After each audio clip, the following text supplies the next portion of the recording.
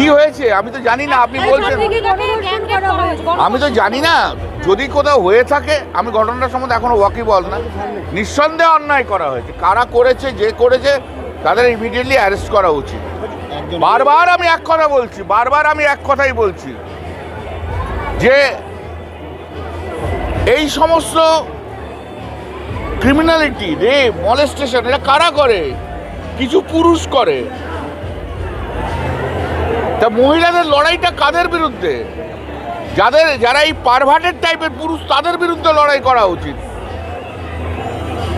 রাত জাগো দিন জাগো, নিরাপত্তার কি আছে? সব জায়গায় তো একই অবস্থা। পুরুষের মানসিকতা যদি যতক্ষণ না ঠিক হবে ততক্ষণ পর্যন্ত এগুলো ঘটবে। আপনার পলিটিক্যাল এজেন্ডা আছে, আপনি নিয়ে মাইক নিয়ে এসছেন আমরা মিডিয়া থেকে, নিরাপত্তা সবই রয়েছে, কিন্তু একজন বন্ধু যদি বান্ধবীকে রেপ করে তাহলে সেখানে নিরাপত্তা কি করে দেবে বলুন তো আমাকে? কলেজের ভেতরে যদি করে সেখানে পুলিশ থাকবে? কলেজে শিক্ষা প্রতিষ্ঠান, আরে ভাই শিক্ষা প্রতিষ্ঠানে কি পুলিশ থাকবে? আপনি বলুন না। নিরাপত্তা কাকে দেবে? নিরাপত্তা তো তার সহকর্মীরা দেবে। সেখানে তো সহকর্মীরাই রেপ করছে, তাহলে অন্যায়টা কারা করছে? কলেজ কর্তৃপক্ষ সবাইকারই দেওয়া উচিত, কিন্তু আগের দোষটা কার? আগের দোষটা তো তার সব। ভাই আপনি আমাকে বলতে দেবেন না, আপনি আপনার মতো প্রশ্ন করবেন। আপনাকে এজেন্ডা করে দিয়েছে, আপনি পলিটিক্যাল কোশ্চেনের দিকে যাচ্ছেন। না যেটা হচ্ছে আমিও তো সেটা বলছি।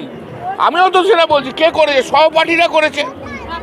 হ্যাঁ, প্রাক্তনরা ঢুকলো কি করে? তাদের সঙ্গে নিঃসন্দেহে প্রাক্তনরা যখন ঢোকে তখন তো সেই নিঃসন্দেহে কিছু লিঙ্ক আছে।